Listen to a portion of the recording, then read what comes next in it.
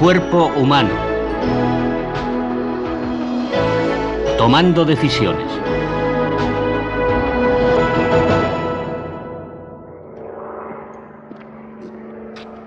Tenemos que tomar miles de decisiones cada día. Este piloto está preparándose a despegar para un vuelo corto. Si se equivoca en su elección, puede verse en apuros, más de los que tenemos que afrontar nosotros en nuestra vida cotidiana. Un mando mal pulsado, un error de cálculo en la cantidad de combustible, opciones que deben ser cuidadosamente estudiadas basándose en datos de entrada muy distintos. Y una vez hecha la decisión, ha de ser llevada a cabo por los músculos para realizar lo que se ha elegido. En este capítulo veremos cómo el piloto de este avión toma nada menos que una decisión a vida o muerte.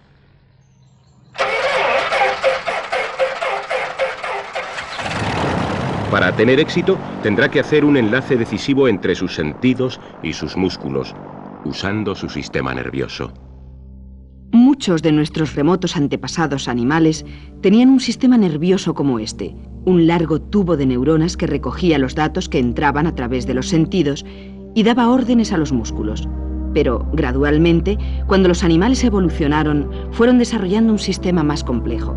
Sus sentidos cobraron mayor importancia y el tubo desarrolló una protuberancia en su extremo frontal para tratar toda la información que le llegaba. Esto se convirtió en el cerebro humano. Este tubo de neuronas pasó a ser nuestra médula espinal y aún sigue tomando algunas de nuestras decisiones más primarias y automáticas. Pero con frecuencia, las respuestas automáticas no bastan. En el mundo humano necesitamos una máquina decisoria más potente, y eso es el cerebro. Pero, ¿cómo puede esta rugosa masa de tejido ayudarnos a afrontar todas las complejas decisiones de la vida cotidiana? Tiene un paisaje con rasgos reconocibles. Cada uno de ellos tiene una función específica que hacer, aunque con frecuencia no sabemos exactamente cuál es.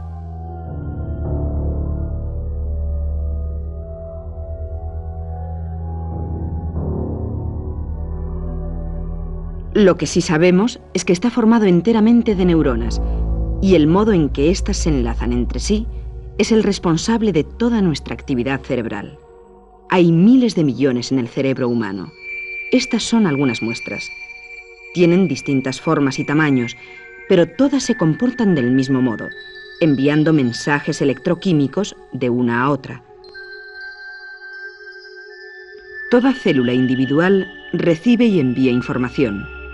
Como en el cerebro, lo que entra en la célula controla lo que sale a través de estas finas y largas terminaciones conectadas con otras muchas similares. Todo lo que pensamos, recordamos o decidimos es tan solo el tránsito de impulsos por células como esta.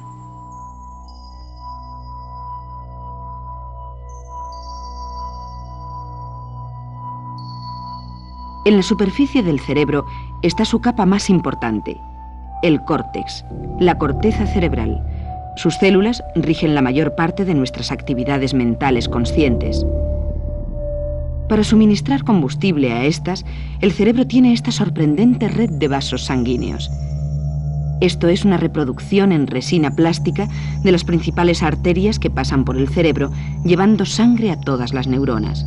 Si este suministro sanguíneo cesa durante unos pocos segundos, puede quedar irreparablemente dañado. Para descubrir cómo trabaja el cerebro, tenemos que ver cómo recibe y emite datos, las imágenes que entran en él y las órdenes que salen. Es como los mensajes que llegan a este radar en el aeropuerto, que son procesados en el piso inferior. En la sala de control, lo mismo que las neuronas en el cerebro, hay hombres cuya única relación con el exterior es a través de la pantalla de radar y los auriculares. No pueden ver el exterior, pero deben tomar decisiones y enviar señales para controlar las acciones de los pilotos y su nave.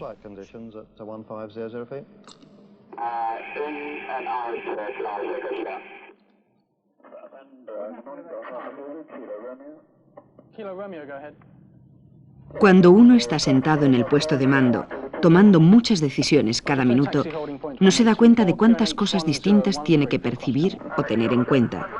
Junto con los sonidos e imágenes más obvios que debe atender, también llegan a su mente otros mensajes. ¿A qué velocidad se moverán sus manos? las acciones musculares que producen su voz, la posición que adopta al sentarse. Todo esto puede influir en sus decisiones y su cerebro deberá manejar toda esta información a la vez. Esta es una minuciosa disección del cerebro humano que muestra las múltiples interconexiones de zona a zona. Estos haces de fibras indican la enorme cantidad de información que se desplaza continuamente por el cerebro. Cada uno de ellos es en realidad una acumulación de neuronas individuales. Unas vienen de otras partes del cerebro, como la piel o los músculos. Otras conectan partes del cerebro entre sí. Y muchas van de una parte a otra de la región más importante del cerebro, el córtex, la capa anaranjada en la parte superior de la imagen. En esta fina capa que cubre toda la superficie del cerebro están las células que controlan la mayoría de nuestras actividades conscientes. Como el cerebro forma pliegues, tiene mayor superficie que si fuera liso. En el curso de la evolución, los cerebros de nuestros antepasados fueron cambiando su exterior liso por otro más accidentado como este, lo cual significa que nuestras cabezas pueden albergar muchas más neuronas y nosotros podemos ser mucho más inteligentes. Esta técnica fotográfica especial nos muestra lo comprimido que está el cerebro de un ser humano dentro de su cráneo. Si se alisaran todos sus pliegues, el córtex ocuparía lo que una almohada y sería necesario tener una cabeza descomunal para contenerlo.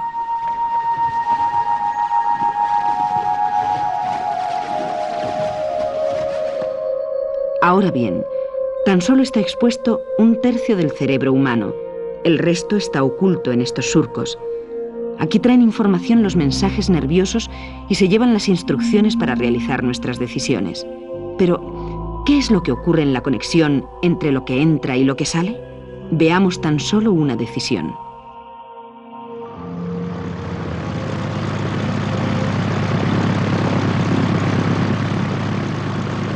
El piloto de este avión está a punto de enfrentarse con una situación que le exigirá una elección fulminante si quiere evitar un accidente.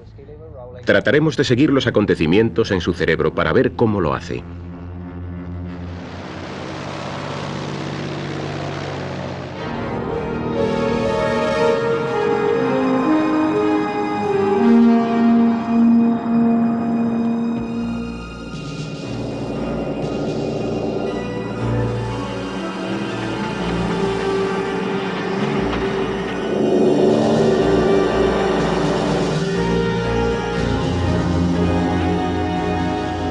En esta situación pasan dos posibilidades por su mente.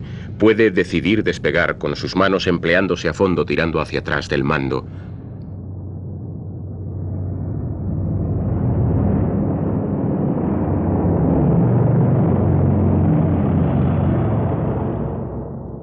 O si confía lo bastante en sus frenos, puede elegir arriesgarse y detener el avión. Para hacerlo tendrá que pisar a fondo los frenos.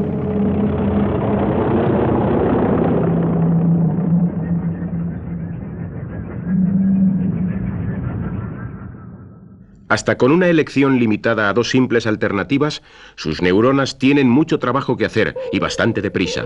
Entre la aparición del coche y el resultado de su decisión, mover sus manos o sus pies, hay un torbellino de actividad neural, en otras palabras, de pensamiento. El mensaje visual comienza en los ojos del piloto. Estos reciben formas luminosas, perfiles y colores que son canalizados a través del nervio óptico, un haz de casi 1 millón de fibras nerviosas. Todo este sistema de cables bajo el cerebro está concebido para aprovechar al máximo los mensajes visuales, incluyendo la imagen del coche rojo. Hasta ahora, las imágenes del ojo izquierdo y el derecho están separadas, pero de aquí en adelante la información de ambos será transportada por el mismo haz de nervios. Va hacia la parte posterior del cerebro donde será unificada de nuevo como la imagen del coche. Pero en su camino, parte de la información será desviada a otras zonas cerebrales para controlar los movimientos oculares, por ejemplo. La imagen completa se compone de nuevo cuando llega la información a esta zona en la parte inferior del cerebro.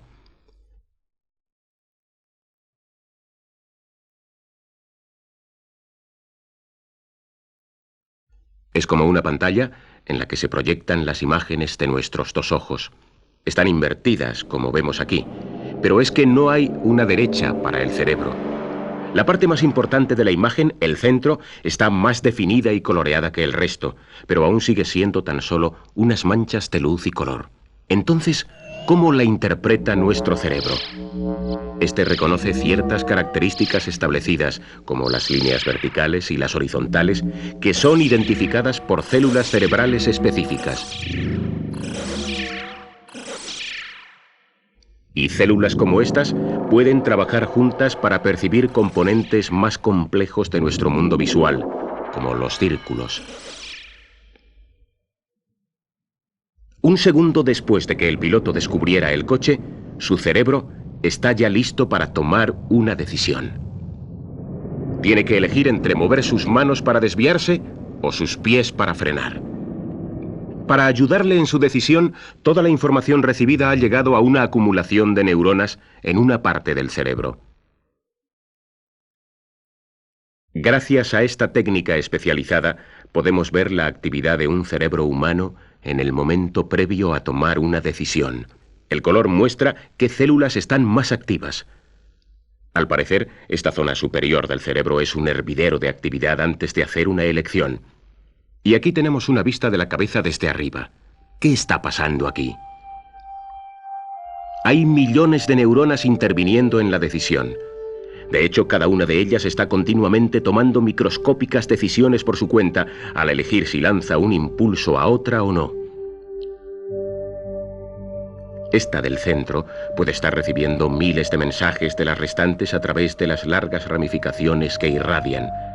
A nivel de neuronas, la toma de decisiones es como votar. Si la célula del centro fuera una de las que dice a los músculos que se muevan, estaría recibiendo mensajes de las zonas cerebrales relacionadas con todos los factores que pueden afectar la decisión del piloto. Algunos de estos mensajes, como estos verdes, activarían la célula central y la prepararían para lanzar un impulso propio. Otras, las rojas, la amortiguarían e impedirían que lo hiciera. Solo si recibiera más mensajes para activarla que para contenerla, enviará uno a los músculos del brazo. Es como sopesar las razones en pro y en contra de una decisión, excepto que todo ocurre de un modo más sencillo, con impulsos nerviosos en vez de con razonamientos. El piloto tiene ahora toda la información necesaria y sus neuronas se han inclinado a favor de una acción determinada. Ha decidido despegar. Pero una decisión es inútil si la dejamos en el cerebro. El mensaje neural viaja ahora hacia una zona de la corteza que hará efectiva la decisión. Cuando el piloto mueve su mano, la zona roja en la superficie de su cerebro se pone muy activa, mostrando que va enviando mensajes a los músculos de sus manos. Esto le hace moverlas y despegar.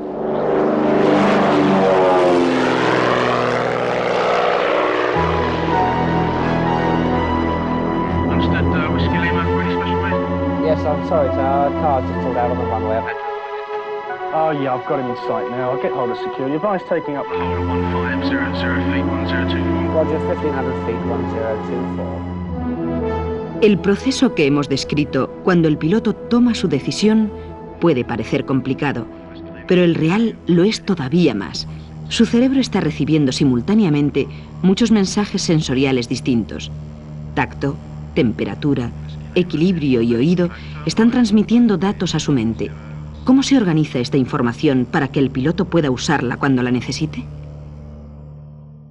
Lo más evidente es que el cerebro está dividido en dos partes y resulta que cada una almacena información de un modo específico.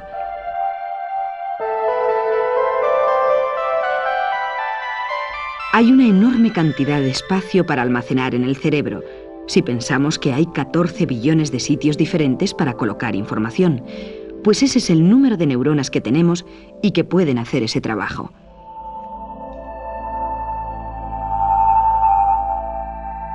Y la información no tiene por qué quedarse inmovilizada en un sitio.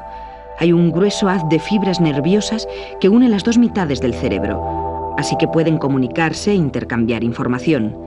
Aquí tenemos 2 millones de fibras que pueden llevar información a una parte para contarle lo que está haciendo la otra.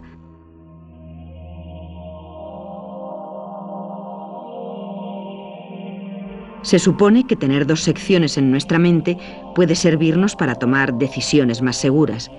Si las dos coinciden, vamos adelante. Y si no es así, lo pensamos de nuevo. Cada mitad del cerebro se ocupa de la otra del cuerpo, pero de una manera un tanto sorprendente. Se podría esperar que la sección derecha del cerebro lo hiciera con la parte derecha del cuerpo, pero en realidad es al contrario. La parte izquierda del cerebro es la que controla la derecha del cuerpo y viceversa. Estas dos secciones parecen tener identidad propia y ocuparse de aspectos distintos de nuestra conducta. Por ejemplo, la izquierda se ocupa de la palabra. Esta fotografía muestra qué células están activas cuando alguien habla. Es la zona roja en esta representación de la mitad izquierda del cerebro. Si pudiéramos ver las que ocupan la misma posición en la otra parte, comprobaríamos que están mucho menos activas durante la conversación. Maintain 1500 feet and take the heading of 270. Whiskey Lima left 270. El lado no verbal de nuestras actividades, por ejemplo, el modo de percibir el espacio que nos rodea o la posesión de un buen sentido de la orientación, parece estar en la sección derecha del cerebro.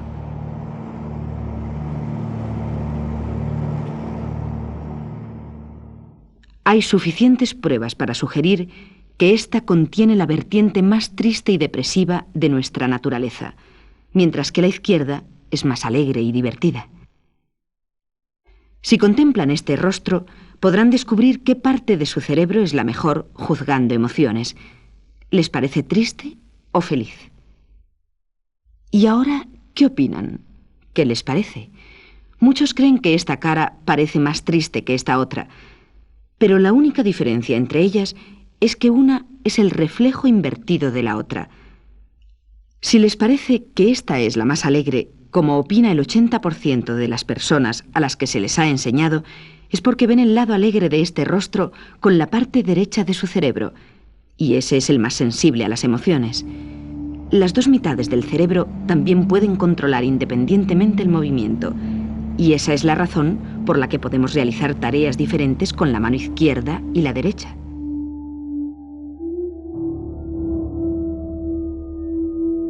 Así que nuestros cerebros representan las dos partes del mundo exterior en las dos mitades de la corteza.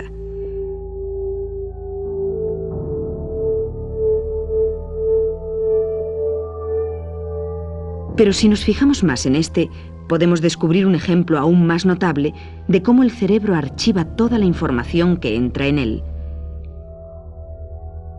Cuando hay una sensación en una parte del cuerpo, supongamos que en el pie derecho, el mensaje viaja a través de una ruta neural hasta la parte opuesta del cerebro.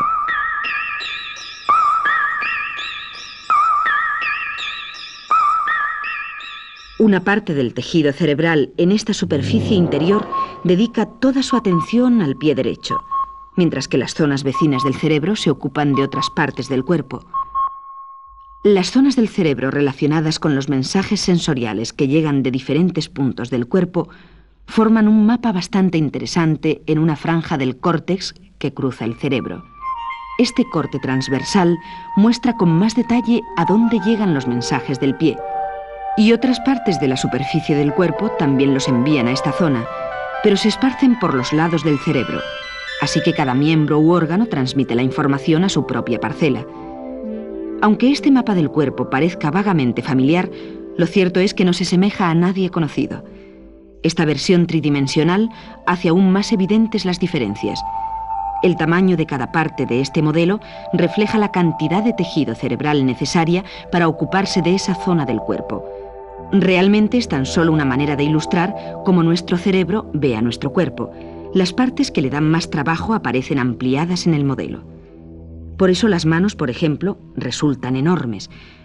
Son una de nuestras zonas epidérmicas más sensibles y por lo tanto sus mensajes sensoriales exigen mucho tejido cerebral.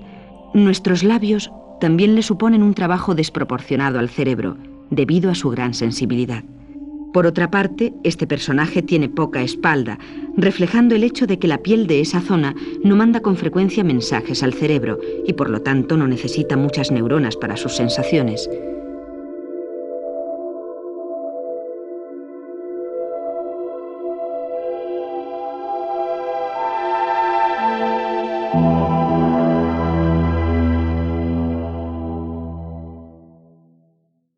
Así que los mensajes de todo el cuerpo llegan al córtex sensorial, la franja de cerebro a la izquierda de este surco. A la derecha hay una zona relacionada con los movimientos musculares que hacemos. Estas franjas cerebrales relacionadas con nuestras sensaciones y movimientos se encuentran en los lados y la parte superior del cerebro y llegan hasta el surco central.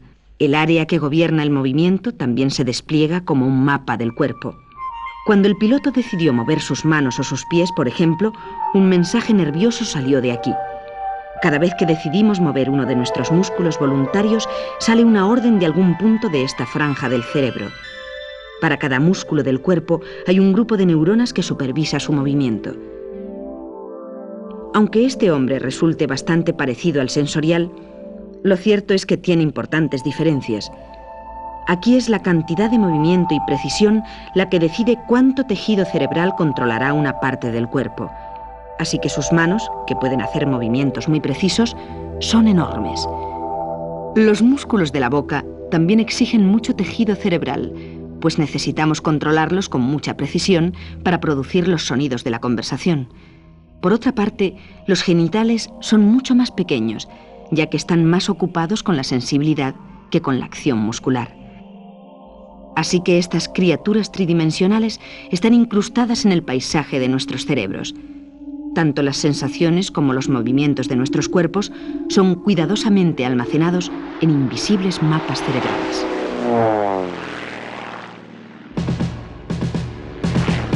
El piloto toma su decisión haciendo conexiones entre sus mapas cerebrales. Y tomará todas sus decisiones del mismo modo, aunque los resultados cambien el rumbo de su futuro. Sin esta habilidad, no sería capaz de aprender cosas como estas acrobacias que dependen de muchas pequeñas pero importantes decisiones tomadas en cada momento.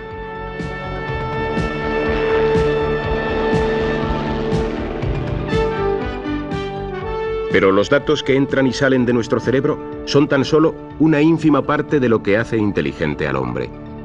Las zonas del cerebro que hemos tratado hoy ocupan solo un 15% de su superficie en una delgada capa de células.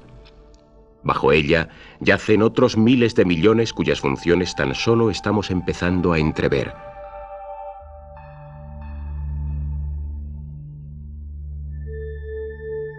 Están dispuestas en grupos, capas y estructuras que revelan poco de su auténtica naturaleza. Aquí, en alguna parte, está la inteligencia del hombre, sus recuerdos y todas sus actividades culturales, que también dependen de los millares de mensajes entre las neuronas. Esto es lo que hace al hombre específicamente humano, como veremos en el próximo episodio.